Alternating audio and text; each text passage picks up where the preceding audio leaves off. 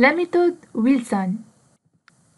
Alors l'objectif de la méthode, c'est minimiser le coût global de gestion de stockage, c'est-à-dire le coût de possession et de passation de la commande. Parce que le coût de rupture, la méthode Wilson ne prend pas en considération la rupture, donc la pénurie et les ruptures de stock sont exclues.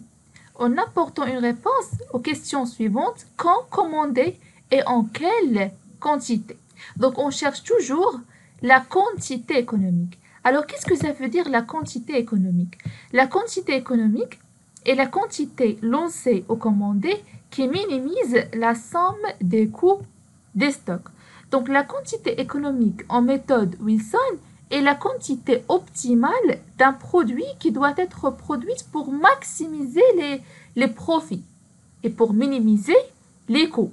Et cette quantité dépend des coûts de production et des prix de vente. Donc, la méthode Wilson permet de déterminer la quantité économique. Quelles sont les hypothèses du modèle de Wilson? Premièrement, la demande annuelle ou périodique est connue, elle est certaine. La consommation ou la demande est régulière. Les quantités commandées sont constantes. Et la pénurie, les ruptures de stock sont exclues. Le délai de production est constant et l'approvisionnement supposé instantané. Les coûts aussi sont invariables dans le temps. Donc, les coûts, le délai, les quantités sont constants. La consommation, elle est régulière et la demande est connue, elle est certaine, elle est constante. Maintenant, on va voir comment calculer la quantité économique et le nombre optimal des commandes et le délai d'approvisionnement.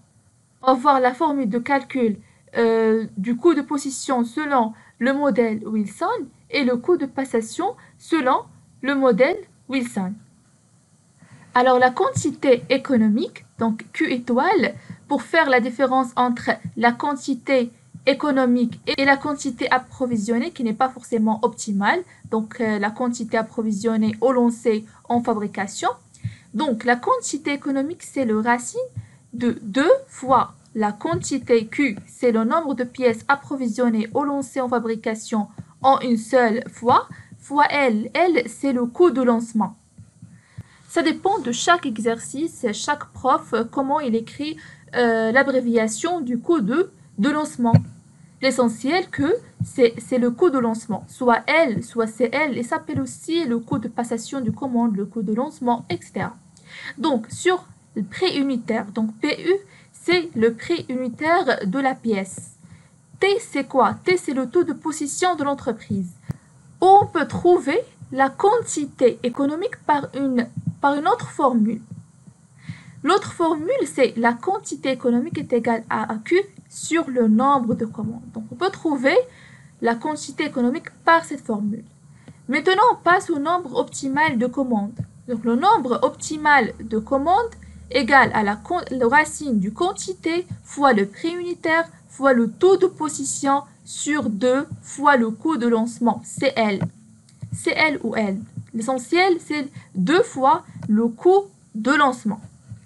Le délai d'approvisionnement, donc il y a deux formules pour trouver le délai d'approvisionnement, soit le racine de 288 fois L, le coût de lancement, sur la quantité fois le prix unitaire fois le taux de possession, ou avec cette formule 360 sur N, sur le nombre de commandes.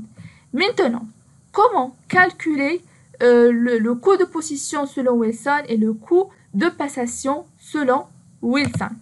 Alors, le coût de possession selon Wilson, le coût de possession est égal à la quantité sur 2, c'est-à-dire le stock moyen, fois le prix unitaire, fois le taux de possession. On peut ici travailler avec l'autre formule pour trouver le stock moyen, soit Q sur 2, si on a Q dans l'exercice. Si on n'a pas Q, par exemple, pour trouver la demande annuelle D sur N, donc D sur N est égal à Q. Parfois, on trouve que le stock moyen est égal à D sur N fois 2. Le coût de passation selon Wilson, donc le coût de passation, c'est D sur Q fois le coût de passation unitaire. D sur Q, c'est quoi? La demande, D, c'est la demande globale par période, c'est la demande annuelle. D sur Q, c'est N, c'est le nombre de commandes. Donc, c'est N fois le nombre de commandes fois le coût de passation unitaire. Donc, c'est le nombre de commandes par période. On va passer maintenant aux exercices pour bien comprendre la méthode Wilson et pour appliquer ces formules. Une représentation graphique des différents coûts. Donc, voilà le coût total. Donc, le coût total, c'est un courbe sous forme courbe parabole, donc ça s'appelle courbe parabole. Et le coût de lancement ou de passation de la commande, c'est une droite. Voilà, c'est une droite, ligne droite. Et la courbe du coût de position ou de détention, donc c'est une courbe descendante. Et l'intersection entre la courbe du coût de possession et la courbe du coût de passation, c'est la quantité économique. Donc ici, c'est Q étoile, c'est la quantité économique. Donc ici, il y a le nombre optimum de commandes.